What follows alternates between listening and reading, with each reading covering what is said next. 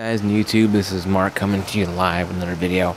This video is going to be a little more personal and somewhat of us, not a tragic note, but something that, it brings tears to my eyes. It makes me feel really, really angry. But here we go. Back in 1997, April 20 to April 27th, and then 1997, in Clarksville, Tennessee. That's where I live at today.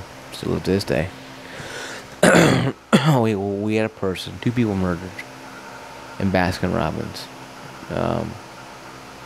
The first lady, I don't know. She was a 21-year-old manager, night manager there. She had a daughter and stuff, and I don't remember her name, so I apologize. The second one was a student at Northeast High School in Clarksville, Tennessee. I think she was a junior, or maybe she was 16 years old. She was probably a sophomore.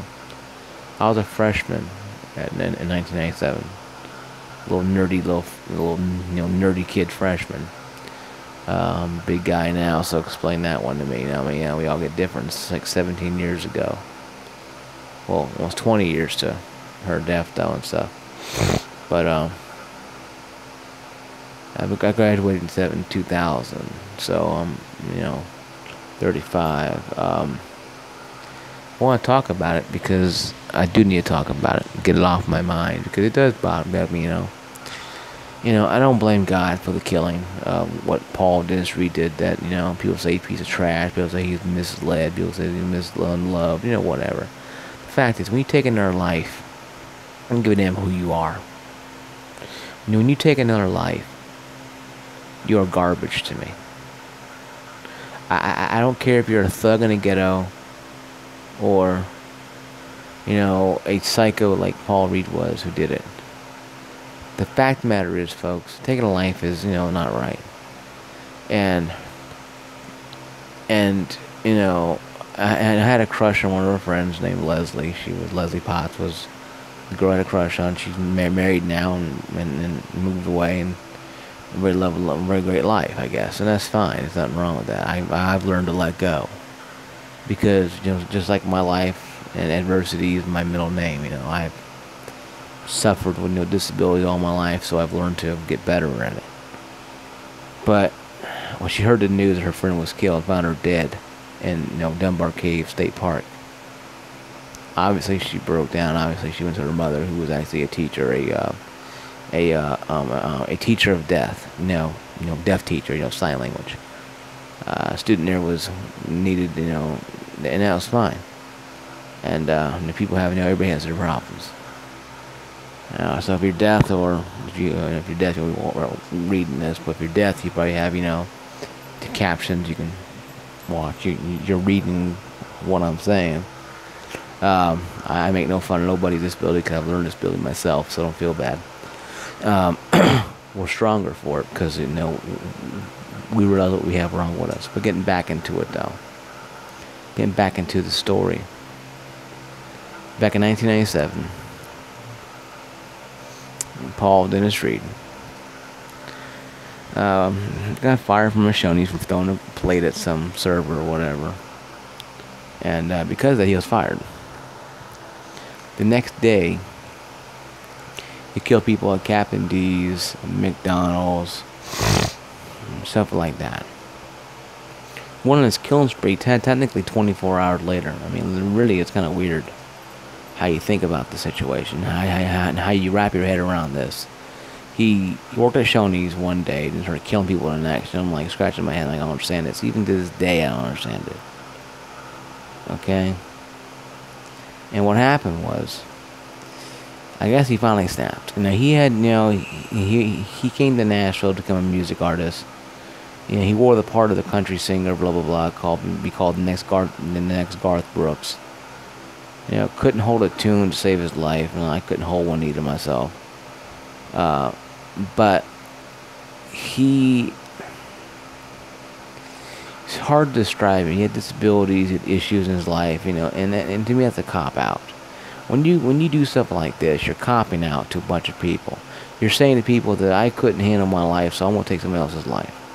It killed a 21-year-old mother at Baskin-Robbins and a 16-year-old girl who was working part-time there to buy clothes, shoes, whatever the hell she was buying. But that pisses me off, you know. I don't blame God for this. I don't blame Satan for this. I blame Paul Reed for this. People like Paul Reed, you know, are a disease. And he died, I think, a year or so ago. You know, from pneumonia or whatever, you know. People are probably cheering when he died. I didn't cheer. I didn't do anything. I'm like, okay, I'm going to work now or whatever. I'm getting off work, whatever. You know, I didn't sit there. I prayed to God have mercy on his soul, because, you know, I don't think he never confessed at all. I don't think he never took ownership of what he done. And many times he signed away his appeals, and went to the lethal injection chamber, like 2007, 2008, and right before execution he chickened out and brought his family there from all the victims and just made them suffer. You know, he might be disabled, but, you know, he knew what hurt. He knew what hurt was. And I think he relished in that. And when he killed the people, you know, he relished in that also. There's no rhyme or reason to kill somebody. But this is how crazy it gets. This guy took the money and bought a down payment on a car, a red car, that seemed to be running around. Okay, you know, going back to it, you know, Michelle Mace was killed. You know, she was stabbed a dozen times. Her and the other lady, Angela Holmes was her name. Their throats were slit. They died very painfully in the woods in Dunbar Cave. Just left to rot. We didn't find out until 25th, the next day. Then the principal came on and made an announcement to the school telling them. And people broke down. It was truly sad. Even the hardest gangsters in our class just, you know, shook their head and just put their head down, because, you know, they couldn't examine it. They couldn't examine the fact that somebody that they may talk to, may not talk to, may not even cared about, is gone.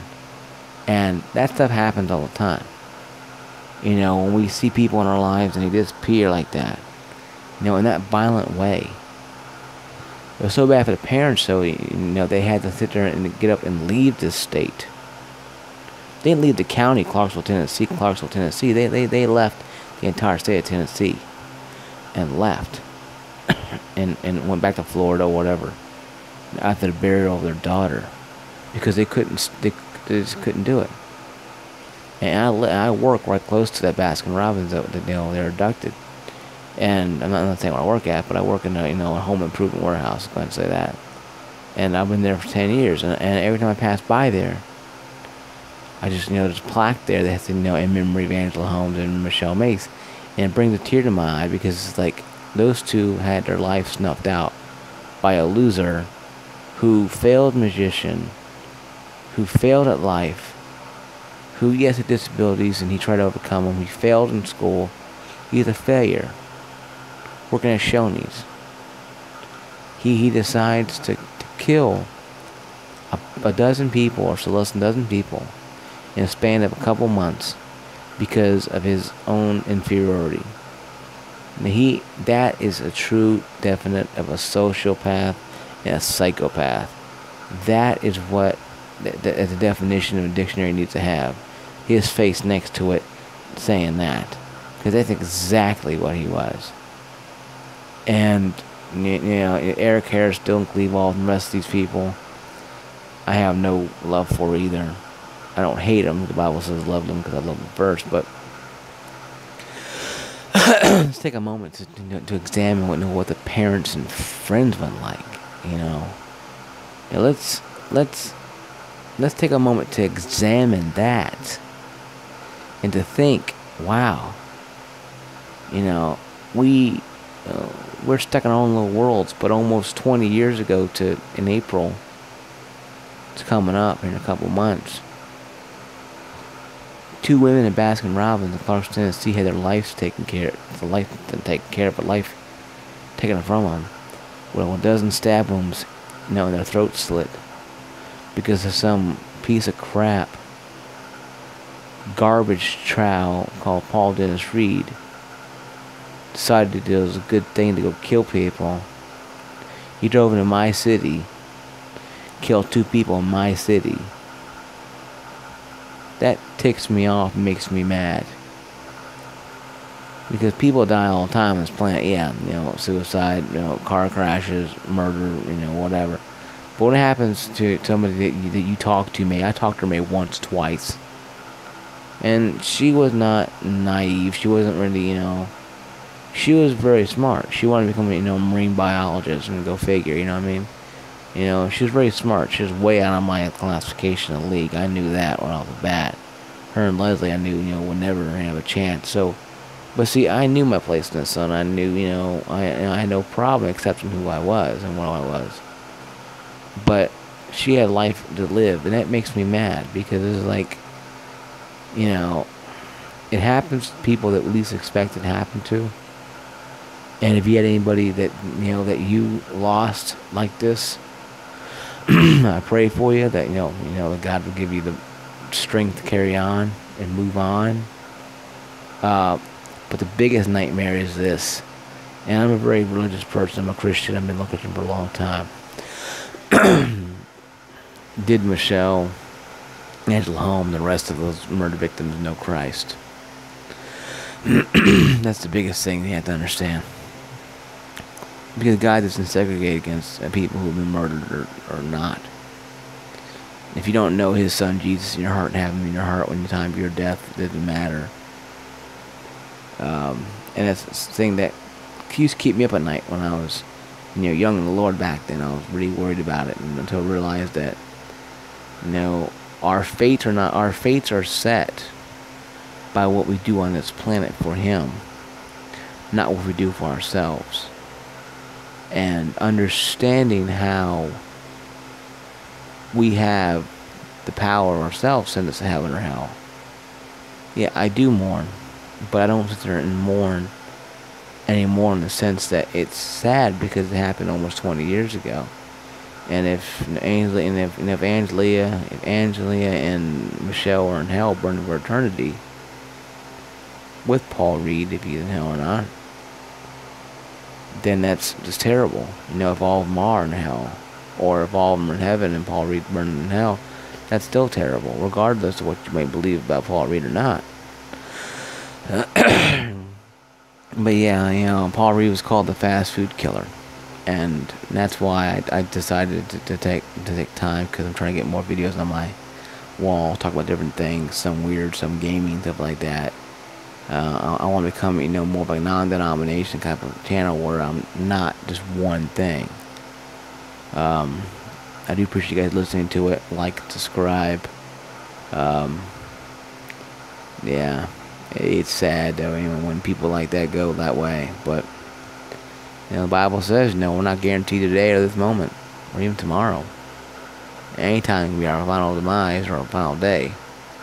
So I say, and this is one of the last final words, is live each day as like it's your last. Love your family closer, but love the Lord even more.